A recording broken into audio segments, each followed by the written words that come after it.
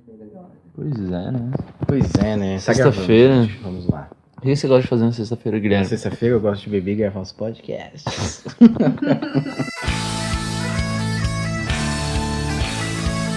Ucrania Cast, o podcast de seu tempo.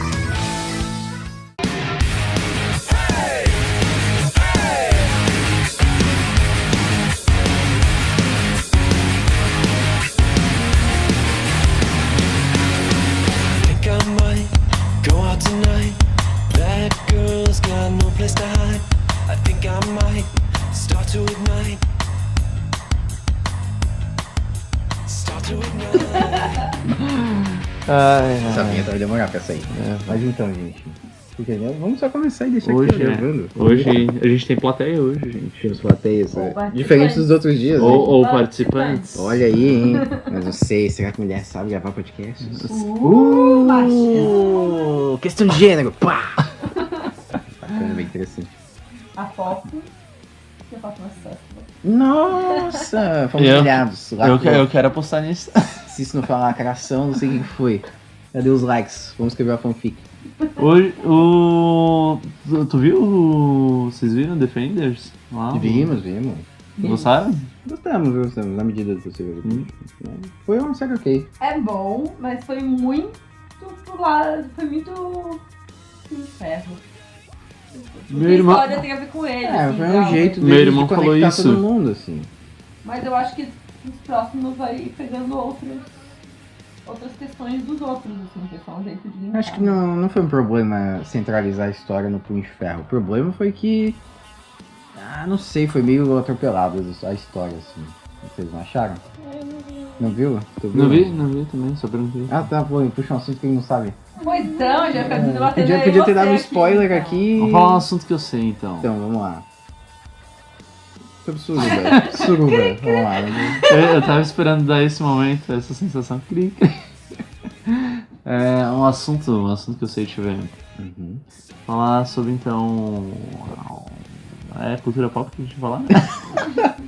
Ou quer dizer, é algo espontâneo, né? É cultura pop? Então, E tal, olha, já que cultura... você mencionou cultura pop, a gente pode então Ninguém falar tinha a planejado. Não, mas o Cultura pop que tá... Conhecimento histórico. Exatamente. Conhecimento histórico sobre a cultura intenção pop. desse podcast é trabalhar rapidamente cultura pop, né, o uso de fontes históricas e a produção de conhecimento histórico através dessas mídias, cultura pop e tal. Pá. Uhum. Ou seja, o que a gente vai entender, nós dois aqui, Primeiro, como cultura pop? pois é, primeiro a gente tem que acertar algumas coisas, né? O que Isso é aí. cultura pop Uhum. e o que é história e o eu conhecimento fechei histórico a aba aí, do né? Wikipedia ali agora, não vai dar mais Fechar certo. essa aba do Wikipedia, mas ela abre ali e procura de novo o que é cultura pop. Não, Vamos lá então. Não, aqui, deixa eu fazer. Ó, vamos Não, nossas não. consultoras. Esse é o som da galera pesquisando. Sonoplastia. Pesquisando o quê? Você não escreveu nada? Nada, eu só tô... Sonoplastia é isso. Não, é uma pesquisa muito vasta que eu acabei de fazer em alguns segundos. Mas você tinha visto antes que cultura pop era... Nossa, tá no Wikipedia. Aqui, ó. Em duas linhas, rapidamente aqui no Wikipedia. Cultura popular pode ser definida como qualquer manifestação, dança, música, festa, literatura, folclore, arte, em que o povo produz e participa de forma ativa. Muito interessante. Então é algo que é bem socializado. É algo que tem várias contribuições, algo que é consumido também, consumido pelo povo, né? Algo que é Exatamente. amplamente consumido. Não, isso sempre, né, na indústria cultural, isso sempre aconteceu, né? Do público responder e os produtores culturais, né, aceitarem essa resposta de alguma maneira e trabalharem o conteúdo dele. Hoje em dia, com o advento da internet, isso é muito mais Faz comum, bem. né? Sim, Mas mas é bom então a gente contextualizar isso, né? Que a Exatamente. ideia da sociedade de consumo, dessas coisas que são produzidas para serem consumidas largamente, começou na metade do século XX, se eu não me engano, Né? mais ou menos. Desenvolva. Eu tenho que desenvolver? Não, é que eu não consultei nada. Não consultei livro. Exatamente, a gente tá falando aqui sem nenhuma pesquisa, totalmente anticientífico isso aqui. Então, Totalmente anticientífico, se você- não confiem. se você quiser utilizar isso aqui pra qualquer coisa, use, sei lá, talvez num vídeo de como Não fazer. referencie. Né? Não referencie de onde você tirar Cultura pop isso. pra mim, a gente lembra o Andy Warhol. Por quê? Porque ele fazia quadros e pintava coisas que eram populares. Ele pegou aquilo que era cultura de massa e transformou em arte e botou em galerias. Olha. Esse é o papel dele. Tanto que tem as sopas Campbell, que é um dos quadros famosos dele, onde ele replica várias latinhas de sopa. Pega um pouco de cultura muito pra bem, você. olha só. Um pouco de cultura, pô. E o Andy Warhol era de que década? Década de 50? Não. 80 eu acho, mas eu vou pesquisar. Década de 80? 80 é tão recente assim? Pois é. Acho que era mais antigo. Acho que é um pouquinho mais antigo. Mas enfim, a ideia de sociedade de consumo é aquelas em que vai ter os produtores culturais que eles vão produzir coisas para serem consumidas largamente. Aquelas coisas que são fáceis de entender. Aquelas coisas que são fáceis de entender. A gente pode pegar lá nos... O Perrei. Não, ele é de... As obras dele são de 60, 62, 63, ele morreu em 80. Ah, Em justo. 87. Então, década de 60. A gente pode até um pouco antes e trabalhar com a cultura pulp, que também era o início aí desse... Cultura de cocô. Não, meu Deus. Não, cultura Só pulp já. vem da pulpa. Do... Da pulpa. Olha só ele Da inventando, pulpa. olha só. Não, mas era o material utilizado tá para gaguejando? produzir. Tá esgaguejando. Olha só, estou sendo desacreditado. Você é um mentiroso, desequilibrado. Você é um desequilibrado. Não, mas ó, cultura pulp vem justamente ali da pulpa da árvore, que era o material feito, que era um material barato para fazer ali as pulpinhas da... De onde tá tirando isso? É, pô. Mas de onde que vem isso? As culturas, os contos de terror da década de 30. Não conhece isso aí? Não conheço. Pode Não. falar que eu vou aceitar. A cultura pulp vem daí, pô. Qualquer outro termo que tenha pulp no nome é referência a isso. Pulp Fiction. nunca tinha ouvido Ficção falar pulp. Pulp Fiction.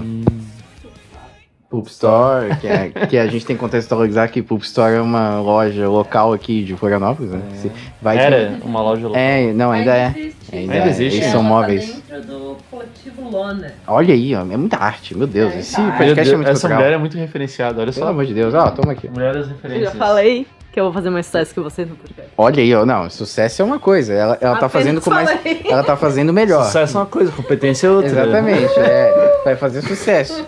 Com competência, provavelmente, mas a gente vai Aqui, fazer. ó, Pulp ou Pulp Fiction, Enfim. ou ainda Revista Pulp, são nomes dados a partir de famosos. Nossa, isso. Eu leio pela metade do negócio.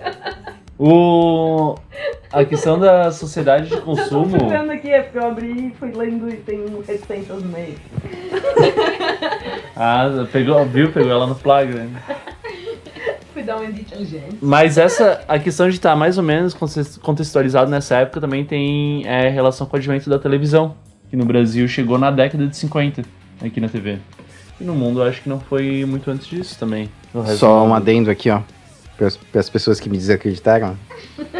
Pulp ou Pulp Fiction, ou ainda Revista Pulp, são nomes dados a partir do início da década de 1900, ou seja, início do século XX.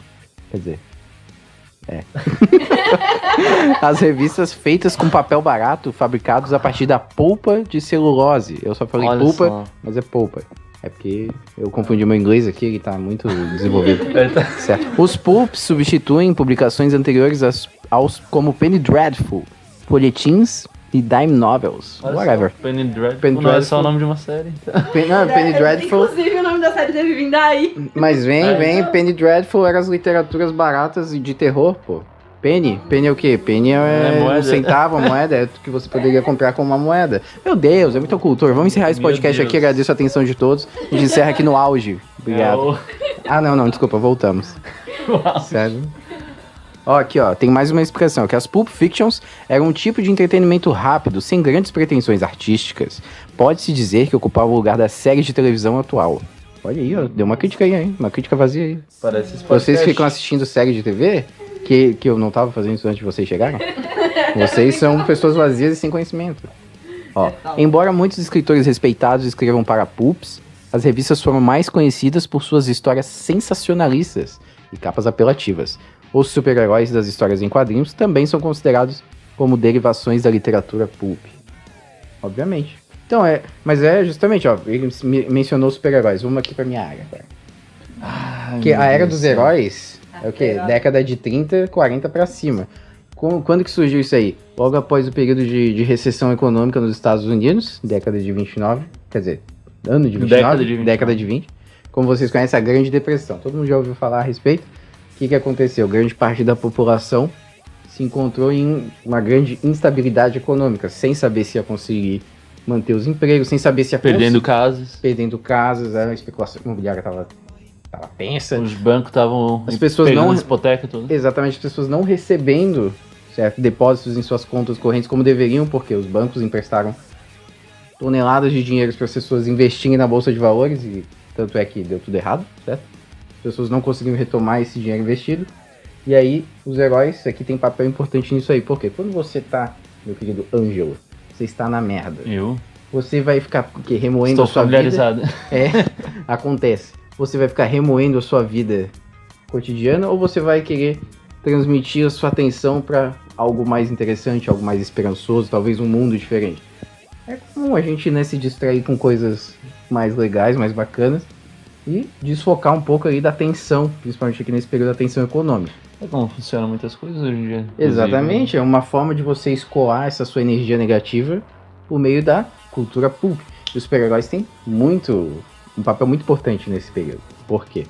Porque, justamente, eram figuras a se espelharem. O super-homem, poxa, o super-homem, o que ele é? Ele é uma personificação fictícia de Jesus Cristo. Jesus Cristo. E apesar de ter sido criado por judeus, ele é uma representação muito clara de Jesus Cristo. O que ele é? É o Salvador? Ele é o Ele veio do Salvador, céu. ele veio do céu, ele é filho, ele é um filho adotado, digamos assim, ou seja, a mãe dele e o pai dele não tiveram uma relação carnal pra tê-lo, certo? Então ele é um filho adotado, um filho que surgiu do nada, ele é super poderoso e tal, essas coisas. Ele é a imagem do exemplo de americano que se queria construir nessa época, né? Ou seja, um Sim. exemplo a ser seguido. Então, principalmente, ele é o bastião, né, de todos os heróis desse momento. Até por isso que ele foi o primeiro. De 1938. Trazia Conhecimento. uma esperança também, né? Tipo... Sim, o S no meu peito significa o quê? Uhum. Não viram essa cena do filme? Desculpa, gente.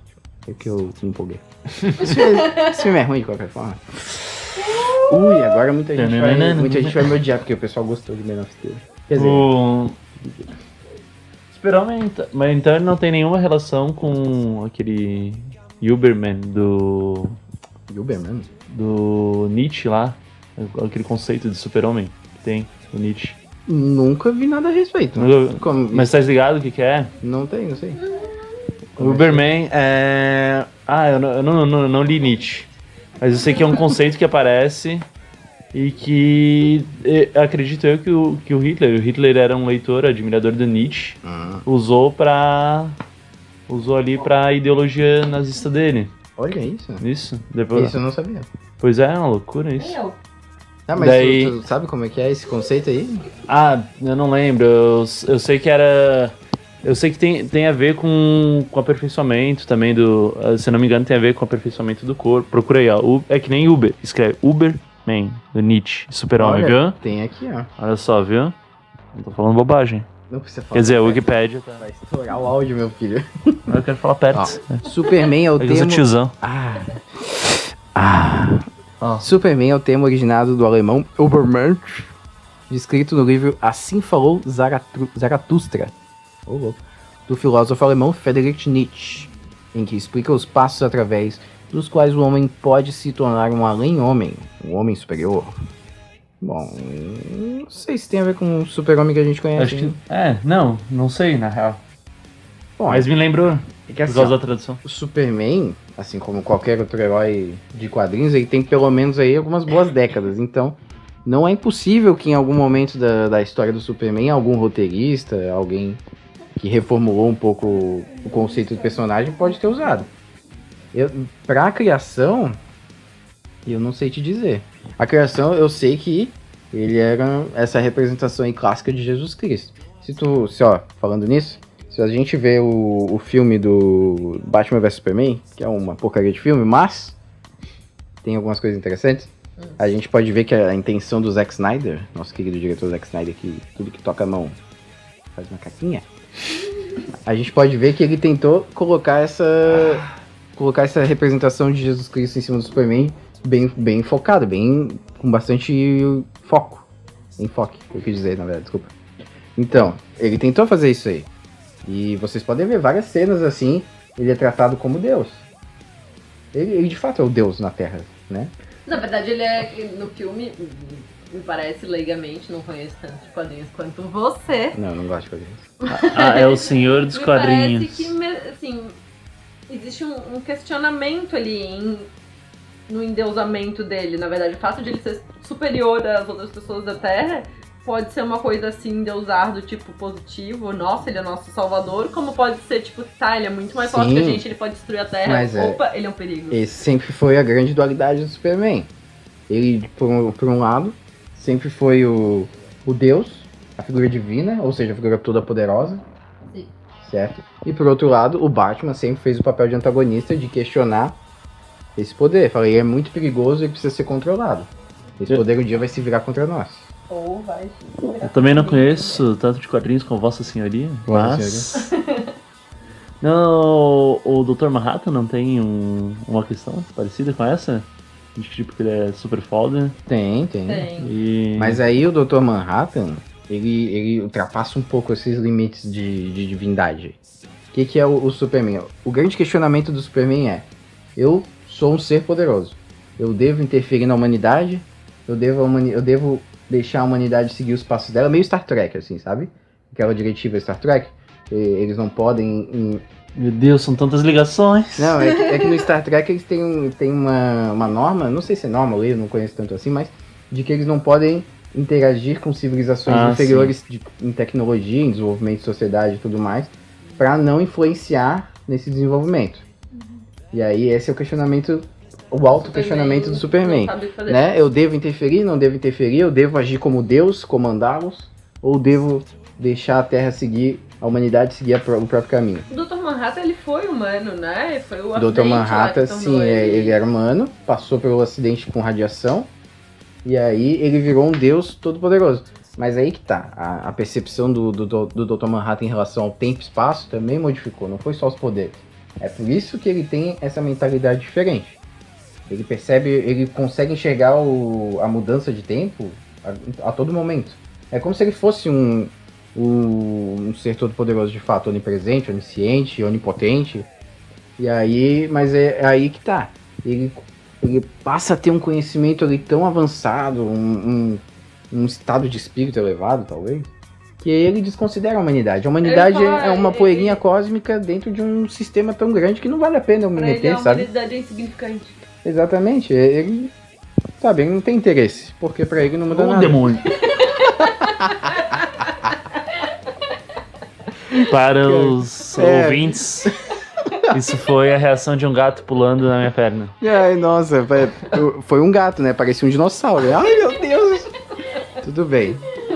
Mas então...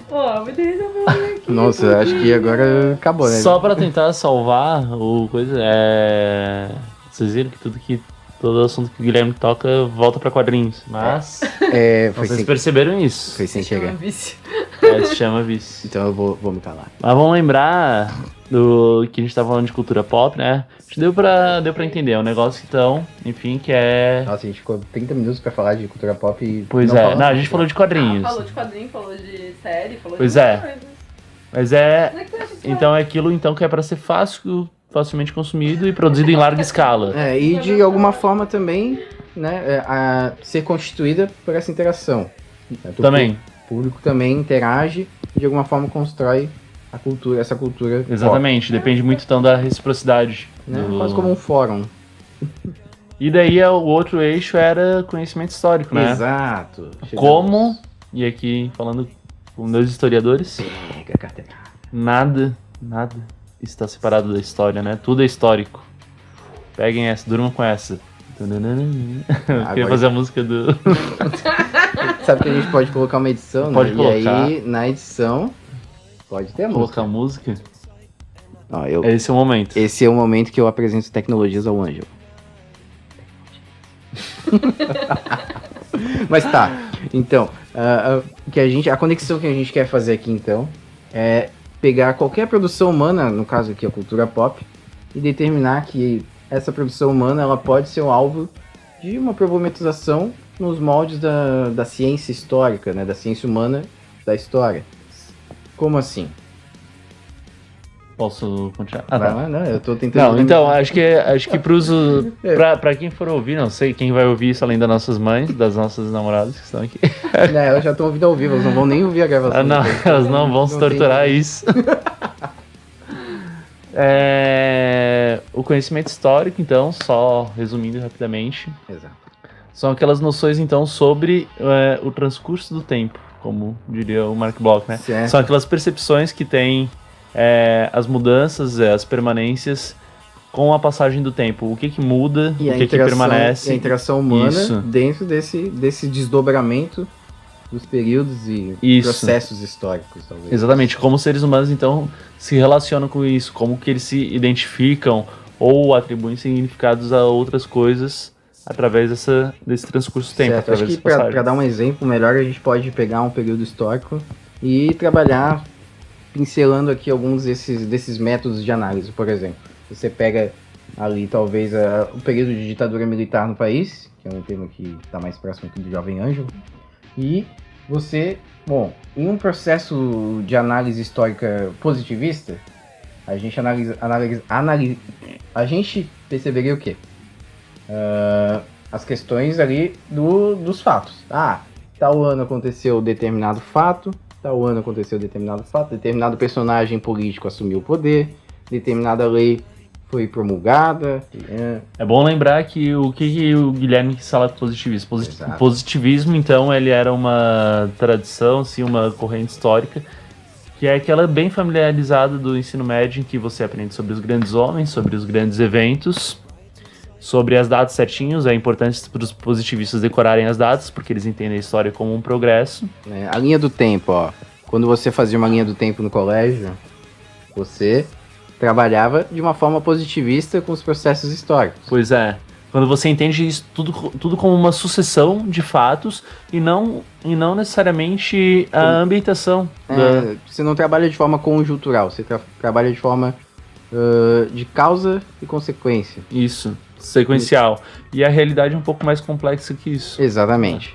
Então É isso, então, que seria uma tradição positivista na história. Por que Exato. a gente começou mesmo isso? Porque a gente estava explicando um jeito de analisar a história nesse processo. Verdade. Agora, se você analisasse o processo de ditadura militar no país de 64 a 81? 81? 85. Não, 85, desculpa.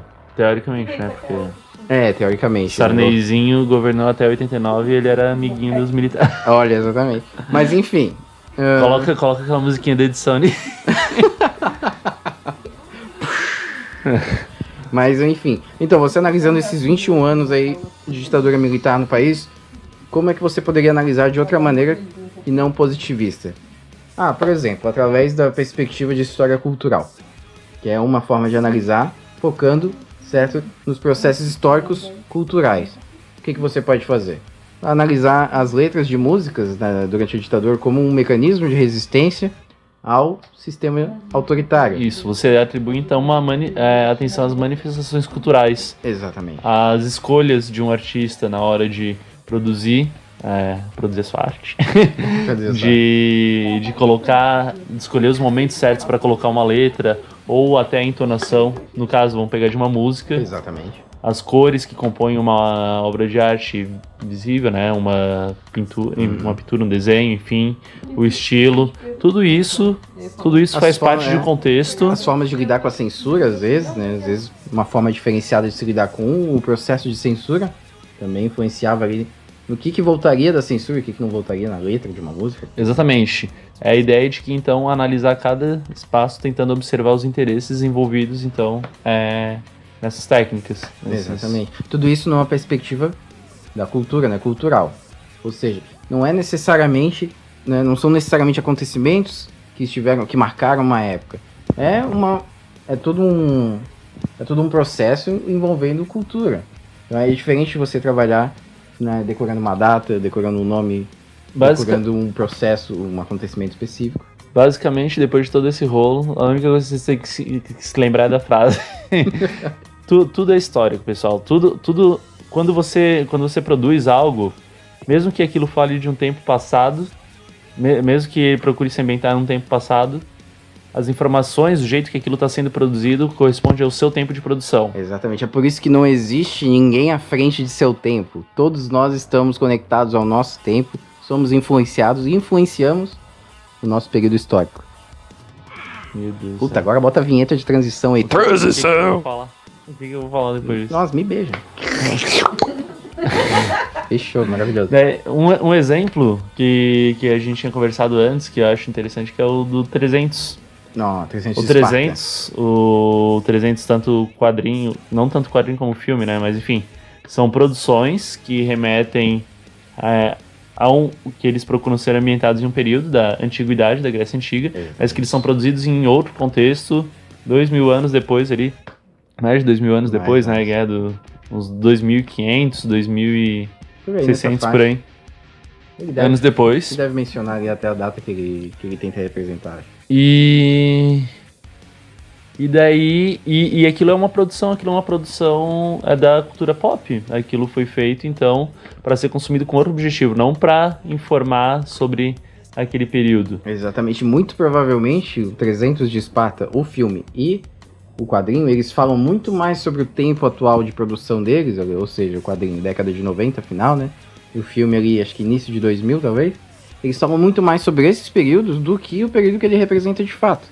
Então é isso que tem que ter em mente. Pois é, e também tem toda a questão comercial, né? A questão da venda, a questão de... Aí que entra a cultura pop. Pois é, entra a cultura pop. Quem são os personagens? Quem vão ser aqueles identificados como heróis, aqueles identificados como vilões, né? Quais vão ser as características dele, como que esse roteiro vai se desenvolver. E aí a gente tem E o fato, então, desse intervalo de tempo ser provocado, ele pode causar alguns problemas, assim, na percepção da obra de arte. Porque quem for consumir aquilo pode acabar cometendo, sei lá, um engano de querer afirmar que as pessoas, então, na antiguidade se comportavam assim, assim, assado, como é caracterizado no quadrinho. E muito provavelmente não. Por quê? Porque da forma que está representado no quadrinho é para ser, eu digo para ser vendido, mas é de um estilo próprio da década que foi produzida, ano 98, né, que a gente 98, viu. Exatamente. Isso. Então, o que está representado no quadrinho é a visão de pessoas do ano de 1998 a respeito de um período que ocorreu há mais de 2 milênios atrás. Não é exatamente, né, o que aconteceu de fato. E com objetivos específicos da década de 90. De contar uma história específica. Certo. E daí, um dos desdobramentos disso, que eu acho muito interessante, né, é o fato de que, se vocês conhecem, então, a obra, no quadrinho da produção do 300, os gregos, os espartanos, no caso, né, e depois, e no caso do filme, no filme tem 2 filmes, né, no segundo filme aparecem os atenienses também.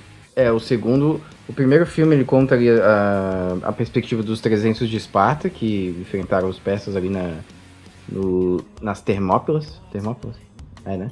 E o segundo filme ele não tem no quadrinho, foi uma criação própria da produção cinematográfica.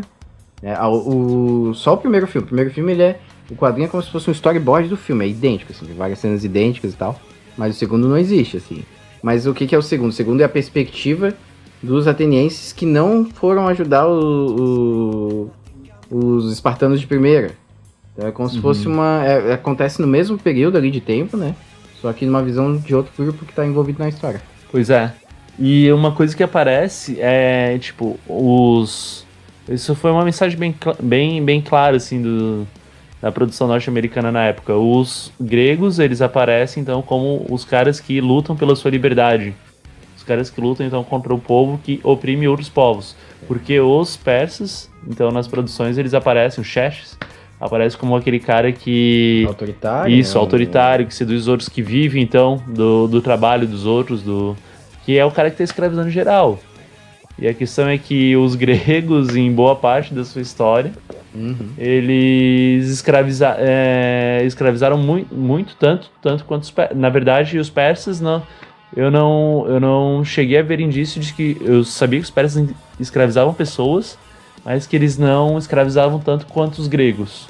em questão de proporção de população. Aí que a gente pode também trazer um elemento interessante de análise da história, que é o autor do quadrinho. Quem é? Frank Miller. Frank Miller, na década... Miller. Já começou. Frank Miller, na década de 80, foi um grande quadrinista, roteirista, que revolucionou a origem de Batman e de Demolidor, certo? Mas ele também, esse quadrinho aí é de 98, então é quase 2 décadas depois dele estourar como roteirista. E ele também, né, quem conhece mais a personalidade do Frank Miller sabe que ele tem uma tendência um pouco mais autoritária, talvez, de uma perspectiva mais autoritária do mundo, de viver, sei lá. Então, desde os quadrinhos deles da década de 80, a gente pode perceber nele uma perspectiva um pouco mais conservadora Eu ia dizer isso. em relação a questões envolvidas na sociedade, por exemplo, direitos humanos, sabe, a questão de justiça, de punição. Né? O Batman dele é um justiceiro no melhor espírito da palavra, né? Que mata pessoas, né? Que mata, inclusive, né? Uma pessoa rancorosa, um psicológico afetado, um psicopata, certo? E, posteriormente, ele fez também outros quadrinhos, um quadrinho que fez que envolveu o nome dele numa polêmica muito grande, no qual, eu não lembro o nome agora, mas o personagem principal do quadrinho, ele combatia muçulmanos, por exemplo. Então, é uma perspectiva muito americanizada, certo? E de combate a uma imagem de terrorista que é muito difundida lá no contexto norte-americano.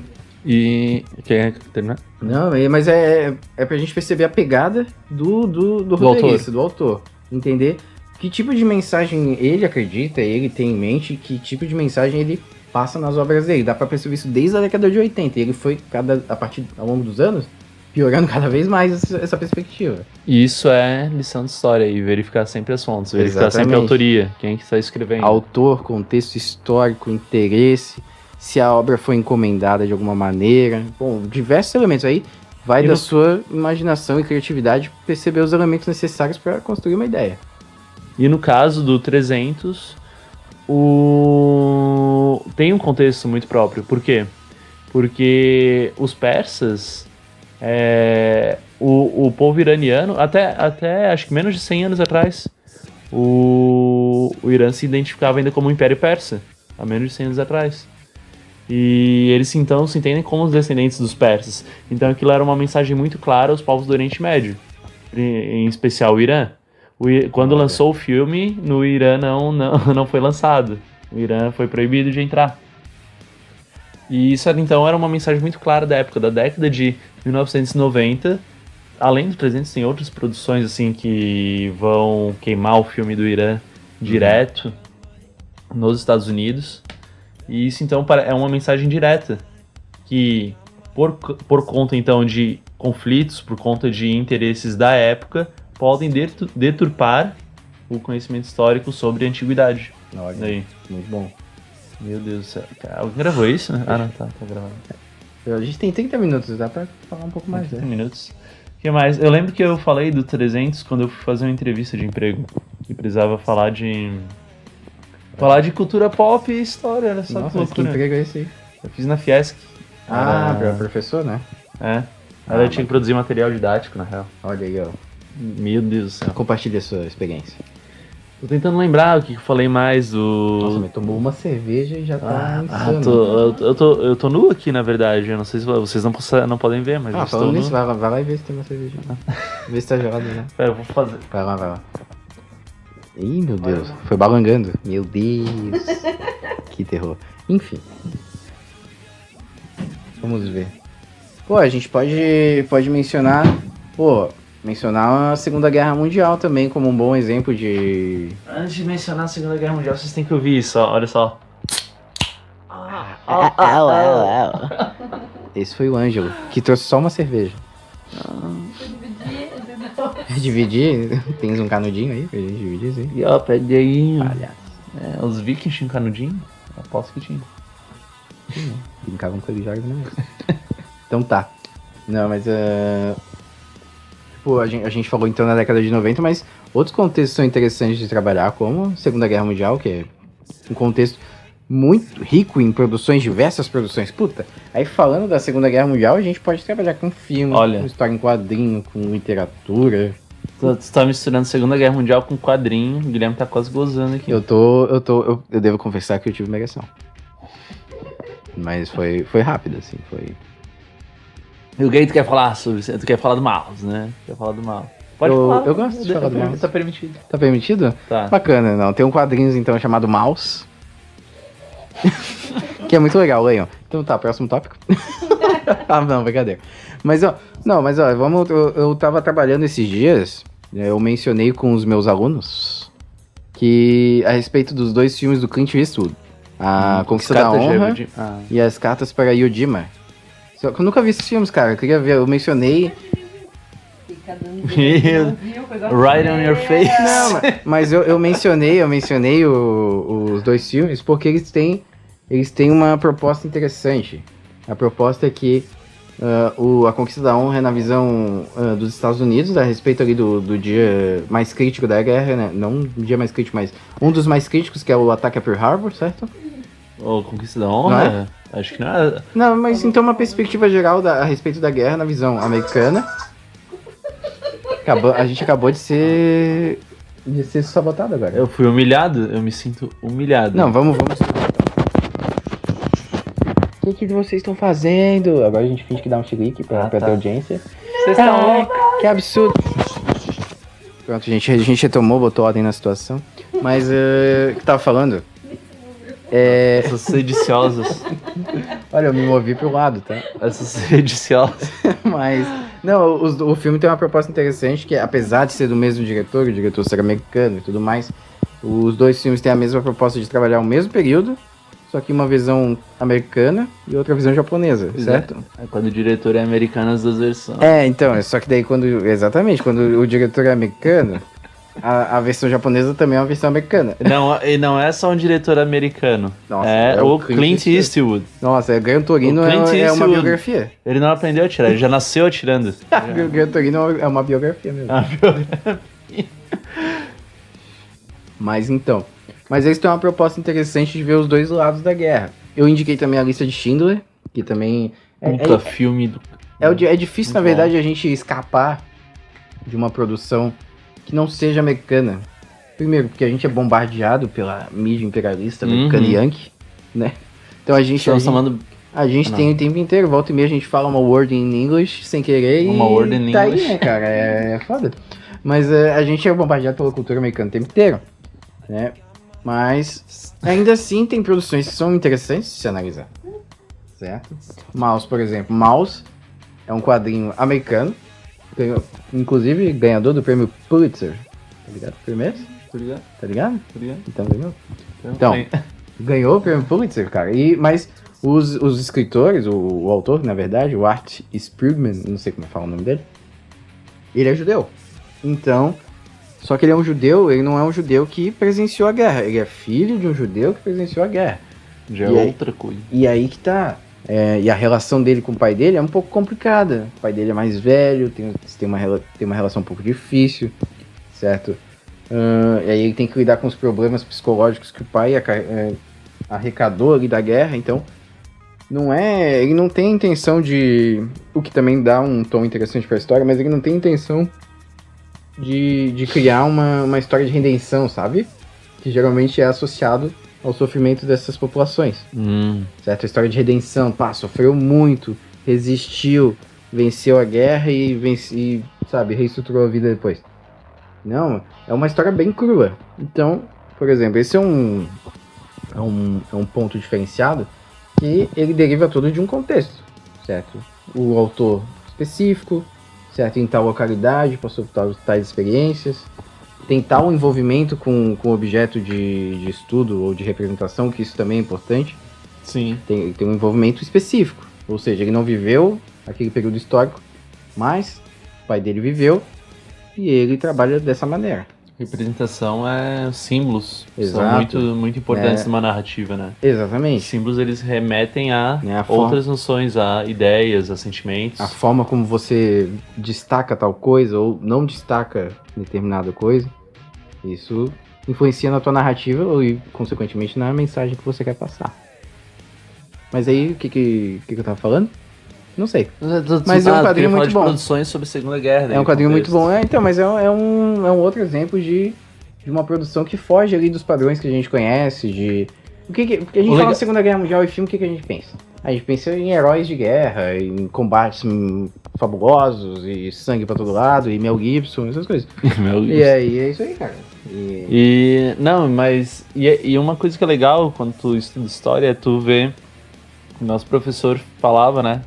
Isso veio de algum livro que ele falava. Que era da história contra pelo, né? Quando tu estuda história, tu vê que, tipo, que muita coisa que tu recebe hoje como histórico, você recebe pronto, uma produção pronta, recebe como algo histórico, é, na verdade, uma construção histórica, né? É uma versão da história.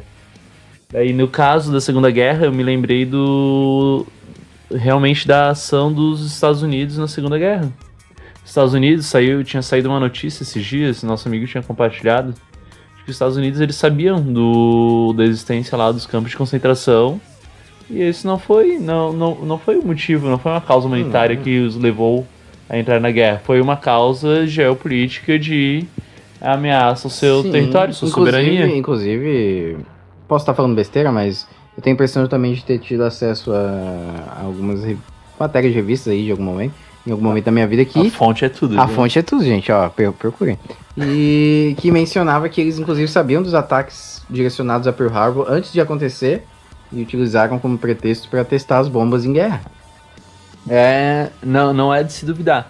Tem que se revisar, mas não é de se duvidar. Exatamente. Mas uma coisa que é fato, uma coisa que aconteceu, a gente vê aí em muitas produções, né, que os Estados Unidos, os libertadores, os bastiões da liberdade. Assim, ó, o Capitão América aqui é o paladino da justiça. Mas os Estados Unidos criou campos de concentração para japoneses durante a Segunda Guerra Mundial em seu território nacional. Era japa, olho puxado, ó. Não quero nem saber. Não, tem várias. Eu tenho um livro aqui, ó. Aquele vermelhinho ali, ó. Vocês estão vendo. Aquele ali, ó. Vocês estão. A audiência tá vendo. Do lado do Manifesto Comunista, né? Que é. Não. O Manifesto Comunista tá do outro lado lá. Tá. Mas aqui ali tá o. Ali tá um álbum de fotografia da União Soviética. Saudades, aqueles momentos. Mas ali tá um livro que eu tenho que é de um autor chamado Paul Gravett. E o nome é Mangá. O poder dos quadrinhos japoneses. De novo, eu trouxe pra quadrinhos, gente. Desculpa, eu faço essas coisas. Mas ali tem algumas... Ele já matou a gata dele aqui de sono, já. Não, mas nem é pra falar de quadrinhos. É que ali tem algumas propagandas anti-orientais presentes no Japão. Tipo, anti-japoneses, anti-chineses, qualquer coisa, na verdade. Que é, tipo, do exército, né? Do exército americano. Tal como as propagandas nazistas, assim, sabe? Tipo, exaltando a força militar americana, colocando os orientais como de olho fechado, meio dentucinho, sabe? Tipo, caricaturando totalmente eles. E colocando ali como criaturas vis a serem derrotadas. Tem um ali até que tem uns tentáculos, mano. Uma representação de japonês. Ele pegou uns negócios meio estranhos. Assim. Japonês gosta de povo, vamos botar uns tentáculos. Bota esses negócios aí que vai ser legal. Mas tem umas representações assim, sabe, de desumanizar o inimigo através dessas propagandas. Então é interessante pegar essas questões também que todo mundo acha, né? Nazista, a propaganda nazista era uma lavagem cerebral que doutrinava a população para apoiar o regime, para aceitar com mais facilidade, mas... Era mesmo, mas qual país não fazia? A propaganda acontecia nos Estados Unidos, no Japão, na Itália, certo? Dos países da Europa que também participaram da guerra, França, Inglaterra. Acontecia em todo lugar, gente. Propaganda de guerra acontece o tempo inteiro. O Capitão América, que você vai assistir no seu cineminha hoje, comprando a sua pipoca, ele foi criado... menos de um ano, sei lá, aproximadamente 8, 6 meses ali, antes dos Estados Unidos entrar na guerra, e ele foi distribuído no fronte de guerra para estimular os soldados a combaterem os nazistas, gente. A primeira capa da revistinha do Capitão América é ele dando uma moqueta na cara do Hitler. Então, a propaganda é real. Estamos em 1984. Data estelar, não. Mas então, gente, a propaganda é uma ferramenta importantíssima em qualquer governo. Hoje em dia, cara, hoje em dia a gente tem isso aí. Acho que os Vingadores são o quê? São uma tentativa yankee imperialista de dominar a nossa cultura através do cinema nacional, cara. Portanto, não pague Netflix. O quê? Não, desculpa, eu tô... E depois eu somos me despecei. assassinados depois disso. Eu me despecei, então esse vai ser o nosso último podcast. Não paga porque eu pago e tu usa o meu, né? É porque eu sou socialista, gente. Desculpa.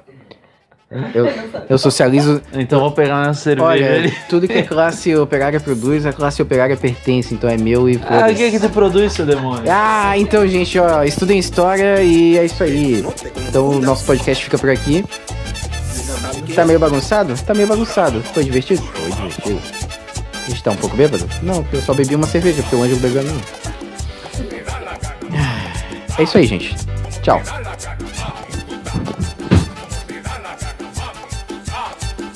Mami, tú estás buena, mami, tú estás chula, mami, tú eres bella, mami, tú me gusta tan chula.